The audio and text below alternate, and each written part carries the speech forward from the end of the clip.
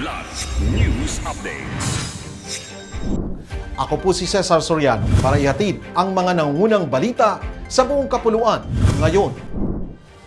Formal nang inilipat ng Bureau of Customs o BOC sa Bureau of Internal Revenue o BIR ang kustodiya ng 19 na sasakyang may kaugnayan sa pamilyang Diskaya para sa hiwalay na investigasyon sa buwis matapos makompleto ang Customs Enforcement Proceedings.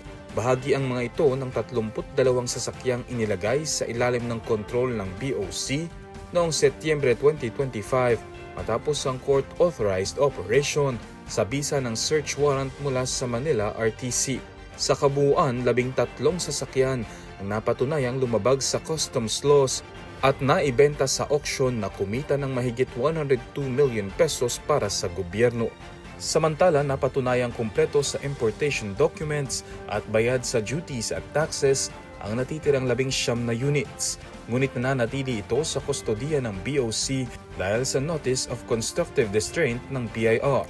Noong Abril 29, iniutos ng BIR ang turnover ng mga sasakyan.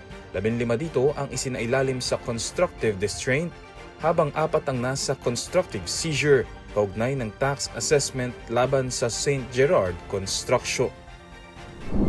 Kabuang 106,633 law enforcers ang ikinalat ng Philippine National Police o PNP para bantayan ang mga kilos protesta sa Mayo 1, Labor Day, ayon kay Police Brigadier General Randolph Tuanyo, Chief Public Information Office.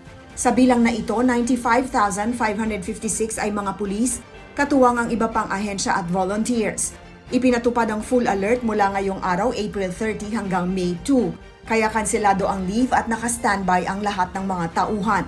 Tututukan ang mga rally site gaya ng University of the Philippines o UP Diliman, US Embassy at Mendiola na inaasahan ng mobilisasyon ng mga grupong paggawa. Samantala, dumalo si PNP Chief Police General Jose Melencio Nartates Jr. sa command conference para sa kauna-unahang halalan sa Bangsamoro Autonomous Region in Muslim Mindanao o BARM at Barangay at Sangguniang Kabataan, kasama si COMELEC Chairperson George Erwin Garcia at iba pang kinatawa ng mga ahensya upang tiyakin ang maayos at mapayapang eleksyon. Nakatakda ang BARM elections sa Setyembre 14 at BSKE naman sa November 2 ng kasalukuyang taon. Tuloy-tuloy pa rin ang nationwide registration hanggang May 18. Iginiit ng PNP ang mahigpit na koordinasyon laban sa anumang banta. Iginiit ng kampo ni Vice President Sara Duterte na kulang at umano'y pinili lamang ang mga ebidensyang iniharap sa pagdinig ng House Committee on Justice sa impeachment complaints laban sa opisyal. Ayon kay Attorney Paul Lawrence Lim, Legal Counsel ng Vice Presidente, may mga ebidensyang curated at maging spliced, habang hindi umano isinasaalang-alang ang tamang konteksto at napapalitan ng opinyon ang katotohanan.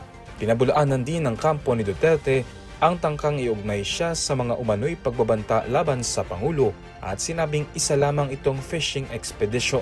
Ayon sa kampo ng Vice Presidente, sa tamang forum na tatalakayin ng usapin kung saan inaasahang mananaig ang ebidensya at ang rule of law. Sa pagdinig kahapon, nakitaan ng komite ng probable cause ang 2 impeachment complaints. Sunod itong tatalakayin sa Mayo 4 para pagbotohan sa plenaryo. Ako po si Cesar Soriano, kasama nyo sa bawat pagputo ng balita.